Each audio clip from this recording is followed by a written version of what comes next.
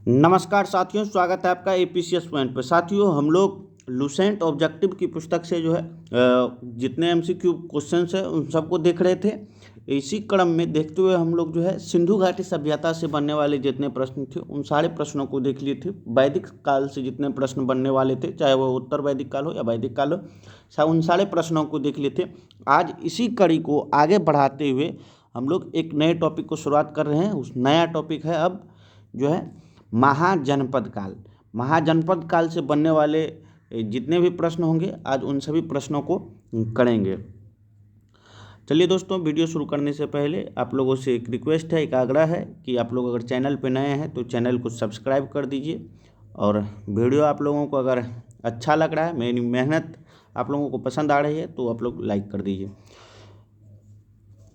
देखिए, सबसे पहले जो है महाजनपद काल, ये 600 ईसा पूर्व से 300 ईसा पूर्व के समय को माना जाता है। तो 16 महाजनपद था, और उसमें जो है कुछ भारत में थे और 14 महाजनपद जो है भारत में थे, और कुछ भारत से बाहर, 2 मात्र महाजनपद भारत से बाहर थे। तो चलिए, जब पढ़ाने लगेंगे इसको, एक उस पर काम चल रहा है तो बताएंगे। आज तो एमसीक्यू फॉर्मेट में देखना है, और जहाँ जहाँ ज़रूरत लगेगा और क्वेश्चंस को डिस्क्राइब करते चलेंगे, उसमें कठिनाई नहीं होगी आप लोगों को। चलिए शुरू करते हैं। पहला प्रश्न, करा सूची 1 से 2 को मिलाने के लिए। ये देखिए गंधार है। गंधार, इसमें जो महाजनपद है 16 महाजनपद और उसकी राजधानी दी हुई है, उसको करा मिलाने के लिए। ये गंधार आप जानते हैं, ये पाकिस्तान अफगानिस्तान के क्षेत्र में पड़ता है, अभी वर्तमान अफगानिस्तान के क्षेत्र में। इसकी राजधानी तक्षशिला थी। गंधार की राजधानी तक्षशिला थी, और सूरसैन की राजधानी जो है ये मथुरा थी। देखिए, सबसे ज़्यादा जो है महाजनपद जो है वो मिला है तो यूपी में मिला है, 8 महाजनपद, और 3 जो है बिहार में है। देखिए, वत्स की राजधानी कहाँ थी? ये कौशाम्बी थी वत्स की राजधानी, और कौशल की राजधानी जो है श्रावस्ती थी। तो इस प्रकार आप लोग मिला लीजिए, कौन सा हो गया? 4, 1, 2, 3, ये ऑप्शन ए जो है इसका सही हो गया।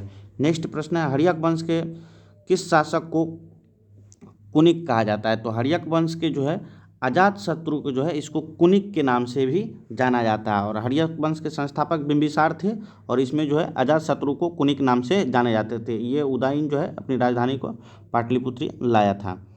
चलिए नेक्स्ट देखते हैं, किस शासक ने गंगा एवं सोन नदी के संगम पर पाटलिपुत्र नामक नगर को बसाया? अभी आप लोगों को बताए थे, पाटलिपुत्र नामक नगर को बसाया था, ये बसाया था उदयन ने। नेक्स्ट है, शिशुनाग वंश का वह कौन सा शासक था जिसके समय में वैशाली में द्वितीय बौद्ध संगीति का आयोजन हुआ? उसे काकवर्ण के नाम से भी जाना जाता है। देखिए, बौद्ध संगीति भी हुई थी। जब बौद्ध धर्म को पढ़ेंगे तो आप लोगों को बताएंगे 4 बौद्ध संगीति हुई है, तो वो कहाँ कहाँ हुई है उसके बारे में आप लोगों को बताया। पहला जो है राजगिरी में हुआ, दूसरा वैशाली में हुआ, तीसरा पाटलिपुत्र में हुआ, चौथा कश्मीर के कुंडलवन में हुआ था। तो बताएंगे आप लोगों को। देखिए, ये कह रहा है कि द्वितीय बौद्ध संगीति जो है जो वैशाली में हुआ था, उस समय जो है आयोजन किसके समय हुआ था? ये कालाशोक के समय में हुआ था, और उसे जो है काकवर्ण के भी नाम से जाना जाता है, कालाशोक को। नेक्स्ट है, 327 ईस्वी में सिकंदर महान की मृत्यु हुई थी। फारस में, मैसेडोनिया में, बेबीलोन में। तो अब कह रहा है कि इसकी कहाँ पे मृत्यु हुई थी सिकंदर महान की? ये बेबीलोन में है, मिस्र साइड में पड़ता है, यहीं पे इसकी मृत्यु हुई थी। सिकंदर महान और किसके समय में आए हुए थे? यह जो थे नंद वंश के शासक घनानंद, इसी के समय में ये भारत आए हुए थे। नेक्स्ट है, सिकंदर महान एवं पुरु सेनाओं ने निम्नलिखित में से किस नदी के आमने सामने वाले तटों पर पड़ाव डाला हुआ था? कह रहा है कि जो सिकंदर जो भारत पर आक्रमण कर रहा था, और पुरुष जो भारतीय सेना थे, राजा पुरु, उन्हीं की सेनाओं जो है किस नदी के आमने सामने वाले तटों में पड़ाव डाला हुआ था? तो ये पड़ाव डाला हुआ था कहाँ पे? ये झेलम नदी के तट पर। नेक्स्ट है, किस प्रकार का मृदभांड पाटरी भारत में द्वितीय नगरीकरण शहरीकरण के प्रारंभ का प्रतीक माना जाता है? कारण किस प्रकार का मृदभांड जो है 11 टाइप का होता है, पाटरी भारत में द्वितीय नगरीकरण का प्रतीक के रूप में माना जाता है। ये प्रतीक के रूप में क्या माना जाता है? ये उत्तरी काली पालिशकृत बर्तन जब बनने लगा तो उस समय जो है द्वितीय नगरीकरण के रूप में, प्रारंभ के प्रतीक के रूप में माना जाने लगा।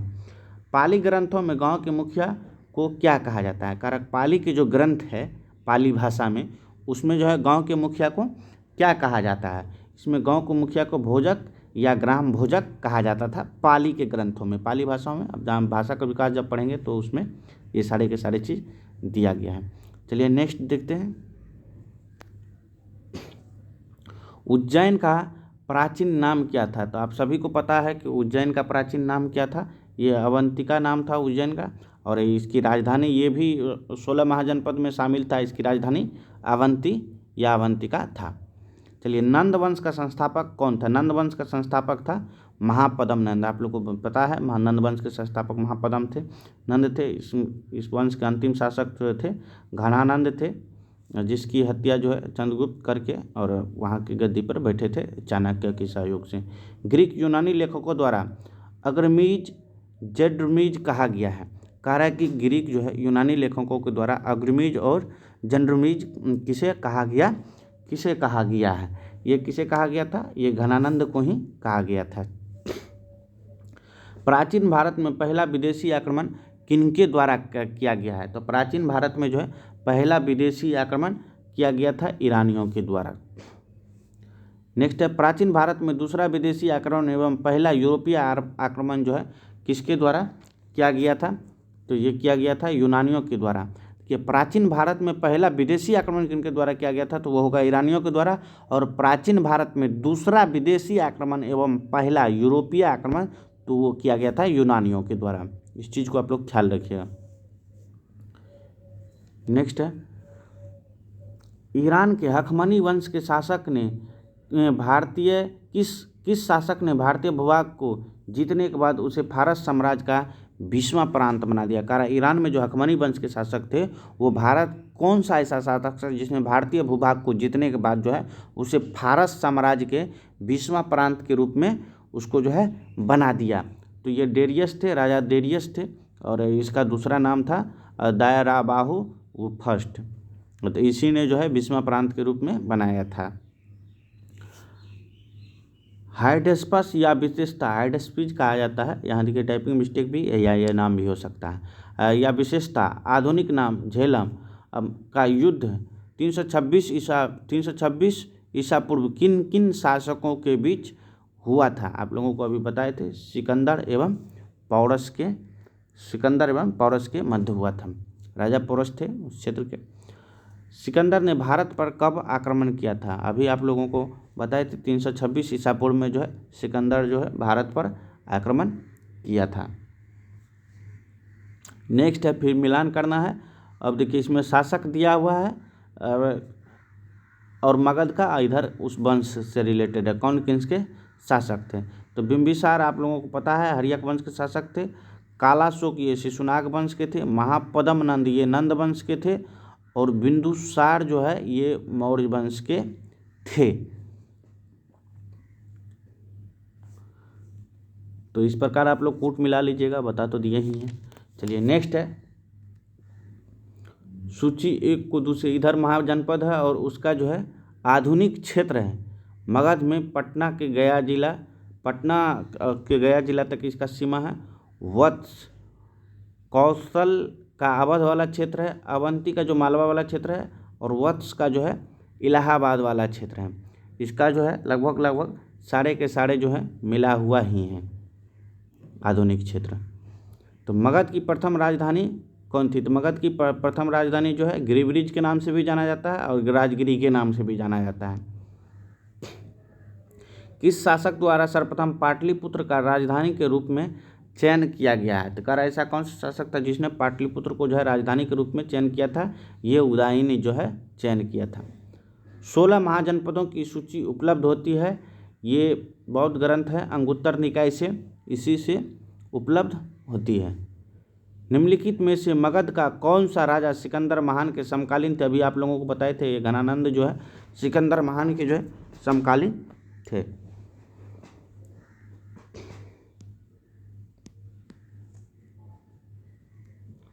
नेक्स्ट है, निम्नलिखित में से प्रथम मगध साम्राज्य का उत्कर्ष किस सदी में हुआ? तो प्रथम मगध साम्राज्य का जो है उत्कर्ष पूछा जा रहा है किस सदी में हुआ? तो ये हुआ 6ठी सदी ईसा पूर्व में, बिंबिसार के समय में। सिकंदर की भारत में सफलता के निम्न कारण थे।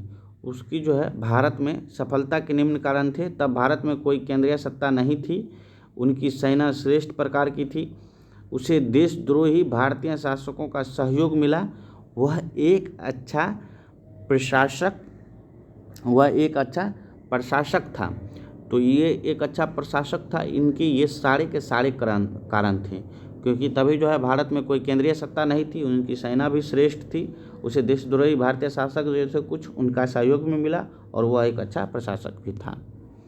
चलिए नेक्स्ट है, फिर यहाँ सूची को मिलाना है। यहाँ पे राजा दिया हुआ है और उनके राज दिया है। ये प्रद्योत तो जानते हैं, इसके यहाँ जीवक वैद्य भेजे थे, ये अवंती के राजा हैं। उसके बाद उदयीन जो है ये मगध के राजा हैं। प्रसेनजीत जो है कौशल के राजा हैं, और अजात शत्रु भी तो मगध के ही शासक हैं। तो देखिए इस प्रकार इसका आंसर हो गया। एक का जो है 3 हो जाएगा, बी का 2 नहीं, ये गलत दिया हुआ है इसमें, इसको देख लीजिएगा, क्योंकि अजात शत्रु और उदयीन जो है ये मगध के ही थे शासक और हर्यक वंश के थे। तो ये गलत दिया हुआ है, इसको आप लोग मिला लीजिएगा ठीक करके। नेक्स्ट है, अभिलेखीय साक्ष्य से प्रकट होता है कि नंद राजा के आदेश से एक नहर खोदी गई थी। नंद राजा के आदेश से एक नहर जो है वह एक नहर खोदी गई थी। तो यह नहर जो है कहाँ खोदी गई थी? यह नहर खोदी गई थी कलिंग में। कलिंग उड़ीसा के क्षेत्र को कहा जाता है। चलिए नेक्स्ट देखते हैं। पहला ईरानी शासक जिसने भारत के कुछ भाग को अपने अधीन किया था। कह रहा है कि वह पहला ईरानी शासक कौन था जिसने भारत के कुछ भाग को अपने अधीन किया था? ये राजा डेरियस था। मगध के राजा अजात शत्रु का सदैव किस गणराज के साथ युद्ध रहा? तो मगध के राजा जो है अजात शत्रु, इसका किस गणराज के साथ युद्ध रहा था? ये इसका रहा था वज्जीसंघ वैशाली के साथ इसका युद्ध। वज्जीसंघ के विरुद्ध मगध राज्य के किस शासक ने प्रथम बार रथमूसल, एक ऐसा रथमूसल और महाकंटक शिला का प्रयोग किया था? तो यह किसने प्रयोग किया था? ये प्रयोग किया था अजात शत्रु के द्वारा। इसी ने प्रयोग किया था वज्जियों के खिलाफ जो है रथमूसल और महाकंटक शिला नामक हथियार था। ये तोप टाइप के होते थे, जिससे पत्थर के बड़े बड़े गोला जो है फेंके जाते थे, गोलाकार। नंद वंश का अंतिम सम्राट कौन था? देखिए अब कह रहा है कि नंद वंश का अंतिम सम्राट कौन था? ये घनानंद था नंद वंश का अंतिम सम्राट। नेक्स्ट है, भारत में सिक्कों का मुद्रण का प्रचलन कब हुआ? तो भारत में सिक्कों का मुद्रण का प्रचलन जो है 600 ईसा पूर्व में हुआ। नेक्स्ट है, निम्न राजाओं पर विचार कीजिए। अजात शत्रु, बिंदुसार, प्रसेनजीत, इनमें से कौन कौन बुद्ध के समकालीन थे? तो इनमें बुद्ध के समकालीन जो थे ये अजात शत्रु थे, और जो है प्रसेनजीत थे, ये बिंदुसार नहीं थे। बिंदुसार तो बहुत बाद में आया। 6ठी शताब्दी ईसा पूर्व के दौरान बड़े राज्यों का उदय का मुख्य कारण क्या था? कारण 6ठी सदी ईसा पूर्व के दौरान जो बड़े राज्यों का उदय हुआ है उसका मुख्य कारण क्या था? उत्तर प्रदेश और बिहार में व्यापक पैमाने पर लोहे का उपयोग, जनजातीय समाज में अधिक व्यवस्थित जीवन का मार्ग प्रशस्त किया, व्यापार एवं वाणिज्य का उल्लेखनीय विकास हुआ। तो इसका कारण है कि प्रमुख कारण क्या था? ये इसमें जो है मुख्य कारण था उत्तर प्रदेश और बिहार के क्षेत्र में व्यापक पैमाने पर लोहे का उपयोग, जिससे कि मगध के शासकों को भी बहुत सारा फायदा मिला था। मगध सम्राट बिंबिसार ने अपने राज्य जीवक को किस राज्य के राजा के चिकित्सा के लिए भेजा था? ये अवंती के राजा चंद्रप्रद्योत थे, उन्हीं की चिकित्सा के लिए भेजा गया था। किस शासक ने अवंती को जीतकर मगध का हिस्सा बना लिया? तो ये बिंबिसार ही जो था उसको इलाज करके वहाँ के राजा चंद्रप्रद्योत का और उसको अपने अधीनता स्वीकार करवा लिया था और उसको मगध का हिस्सा बना लिया था।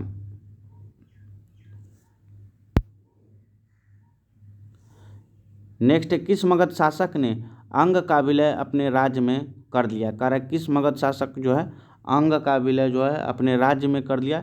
ये बिंबिसार जो है अंग का विलय अपने राज्य में कर लिया। नेक्स्ट है शिशुनाग ने किस राज का विलय मगध साम्राज्य में नहीं किया। तो कह रहा शिशुनाग जो है किस राज का विलय जो है मगध साम्राज्य में नहीं किया, तो वो नहीं किया था काशी का। उस समय के 16 महाजनपदों में एक महाजनपद ये भी था काशी। काशी और लिच्छवी का विलय मगध साम्राज्य में किसने किया। काशी और लिच्छवी का विलय जो है मगध साम्राज्य में किसने किया है, तो ये किया है अजातशत्रु ने। मगध साम्राज्य के बारे में कौन सही नहीं। पुराने व महाकाव्यों के अनुसार इसकी स्थापना बृहद्रथ ने की थी, ये तो सही है। महापद्म नंद ने इसे सर्वाधिक विस्तार प्रदान किया तथा सर्वछत्रांक क्षत्रियों का अंत करने वाले एवं एकराट की उपाधि धारण किया। महापद्म नंद ये उपाधि धारण किया था। ग्रीवरिज, राजगिर, पाटलिपुत्र एवं वैशाली क्रमशः इसकी राजधानी बनी। इसमें से तो कह रहा है कौन सही नहीं है, तो इनमें से कौन सही है, इनमें से सारे के सारे लगभग सही ही हैं, सिर्फ इनमें से कोई नहीं हो जाएगा इसका आंसर। नेक्स्ट है सिकंदर के आक्रमण के समय उत्तर भारत पर निम्नलिखित राजवंशों में से एक का शासन था। कारण सिकंदर जब आक्रमण किया था तो उत्तर भारत पर निम्नलिखित में से किस राजवंशों में से एक का शासन था, तो ये किनका शासन था, इस पर शासक था नंद वंश का उत्तर भारत में मगध क्षेत्र में। निम्नलिखित में से कौन सा एक ईसा पूर्व 6वीं सदी में प्रारंभ में भारत का सर्वाधिक शक्तिशाली नगर बना, तो शक्तिशाली नगर के रूप में बना मगध ही। चलिए नेक्स्ट वाला देखते हैं। नेक्स्ट है निम्नलिखित में से कौन कौन से भारत पर ईरानी आक्रमण के प्रभाव के रूप में माना जाता है। खरोष्ठी लिपि का प्रचार, अभिलेख के उत्कीर्ण की कला का प्रचार, ईरानियों की छत्रप प्रणाली का प्रचार, घंटा आकार की गुंबज कला की प्रचार, स्त्री अंगरक्षकों की नियुक्ति। स्त्री अंगरक्षकों की नियुक्ति करा कि सब में से कौन कौन माना जाता है। देखिए ये खरोष्ठी लिपि भी वहीं से आया हुआ है, अभिलेख उत्कीर्ण करने की जो है अशोक को प्रेरणा मिली थी वहीं से। ईरानियों की जो है छत्रप प्रणाली जो एक विशेष प्रणाली है वो भी वहीं से आया हुआ है। घंटाकार की गुंबज कला का भी ईरान से ही आया है, और स्त्री अंगरक्षकों की नियुक्ति, इनमें से जो है सारे के सारे जो है प्रभाव के रूप में माना जाता है ईरानी आक्रमण के, इसलिए इसका आंसर हो जाएगा डी। निम्नलिखित में से कौन सा एक सिकंदर के आक्रमण के प्रभाव नहीं था। इस आक्रमण ने भारत और यूनान के बीच प्रत्यक्ष संपर्क स्थापित किया। इस आक्रमण ने पश्चिमोत्तर भारत में यूनानियों की स्थापना का मार्ग प्रशस्त किया। सिकंदर अनेक उपनिवेशों की स्थापना के लिए उत्तरदायी था। उसने उत्तर भारत को यूनान की रियासत बनाया। तो इसका जो है कह रहा है कि कौन सा एक प्रभाव नहीं था, ये प्रभाव था, उसने उत्तर भारत को यूनान की रियासत बनाया, बाद बाकी उसका प्रभाव था। निम्नलिखित में से किस राज्य ने गणतंत्रात्मक शासन व्यवस्था नहीं थी। कह रहा कि कौन सा ऐसा राज्य था जहाँ पे गणतंत्रात्मक शासन व्यवस्था नहीं थी, तो इसमें नहीं थी में ये मगध में जो है गणतंत्रात्मक व्यवस्था नहीं थी। और देखिए ये वैशाली जो है लिच्छवी, यहाँ पे गणतंत्रात्मक शासन व्यवस्था थी, और ये 8 जो है जनपदों का संघ था जिसमें कपिलवस्तु भी आता था, कुशीनगर भी, ये सब आता था। निम्नलिखित में से किसे सेनिया नियमित और अस्थायी सेना रखने वाला कहा जाता था। तो किसे कहा जाता था, ये बिंबिसार को कहा जाता था, क्योंकि इसी के समय जो है मगध की उत्कर्ष जो है चरम पर थी। नेक्स्ट है निम्नलिखित में से किसे उग्रसेन यानी भयानक सेना का स्वामी कहा जाता है। किसको कहा जाता है उग्रसेन, ये महापद्म नंद को कहा जाता है जो नंद वंश के संस्थापक थे। डेरियस दाड़ाबाहु फर्स्ट ने 516 ईसा पूर्व में सिंधु के तटवर्ती भूभाग को जीतकर उसे ईरान का 20वां छत्रपति प्रांत बनाया। उससे कितना राजस्व उसे प्राप्त होता था, उसे राजस्व प्राप्त होता था 307 टैलेंट। नेक्स्ट है निम्नलिखित में से कौन सिकंदर के साथ भारत आने वाला इतिहासकार नहीं था। कारण सिकंदर के साथ भारत आने वाला कौन सा ऐसा जो है वो इतिहासकार नहीं था, या हेरोडोटस जो है ये सिकंदर के साथ नहीं आया था। महाजनपद काल की श्रेणियों के संचालक को कहा जाता है। कह रहा है महाजनपद काल में श्रेणियों के संचालक को क्या कहा जाता है, ये कहा जाता है श्रेष्ठीन। नेक्स्ट है गृहपति का अर्थ क्या है। तो गृहपति का अर्थ इस समय क्या था, धनी किसान। नेक्स्ट है, अब यहाँ पे भी सूची 1 से 2 मिलाना है। राजा है और उसके राज्य हैं, राजा और उसके राज्य को मिलाना है। अष्टकुलक ये परामर्शदायी संस्था थी, और महामात्र ये उच्च कोटि के अधिकारी होते थे। बाली साधक किसानों से कर वसूलने वाला अधिकारी होता था बाली साधक इस समय में जो है मगध समय। सौक्लिक या शुल्काध्यक्ष ये शिल्पियों व व्यापारियों की शुल्क व चुंगी वसूलने वाला अधिकारी होता था। इस प्रकार इसका आंसर जो है ए हो जाएगा, सारे के सारे सुमेलित हैं।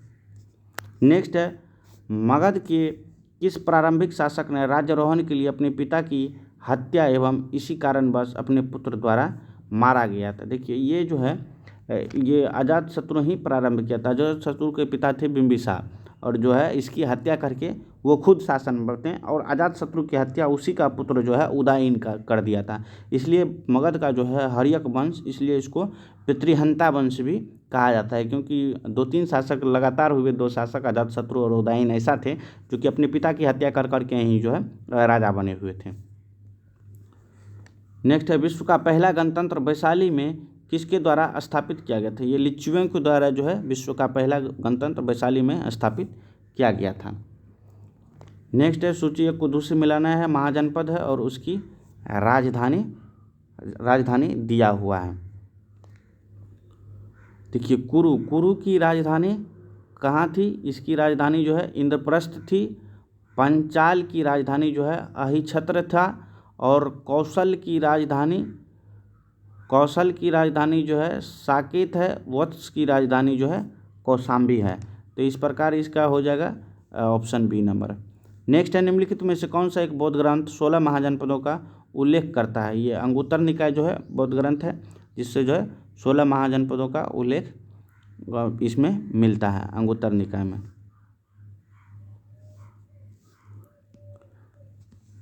नेक्स्ट है, निम्नलिखित में से कौन सा एक बौद्ध ग्रंथ 16 महाजनपदों को उल्लेख करता है। ये तो अंगुत्तर निकाय हो ही गया। नेक्स्ट है, 36 शताब्दी ईसा पूर्व का मत्स्य महाजनपद स्थित था। अब कह रहा है कि मत्स्य महाजनपद जो है ये कहाँ पे स्थित था। ये राजस्थान के क्षेत्र में जो है मत्स्य महाजनपद स्थित था, मालवा के क्षेत्र में। नेक्स्ट है, निम्नलिखित में से किस एक नदी को पहले वितस्ता के नाम से जाना जाता है। तो किस नदी को वितस्ता के नाम से जाना जाता है। ये झेलम नदी को जो है वितस्ता के नाम से जाना जाता है।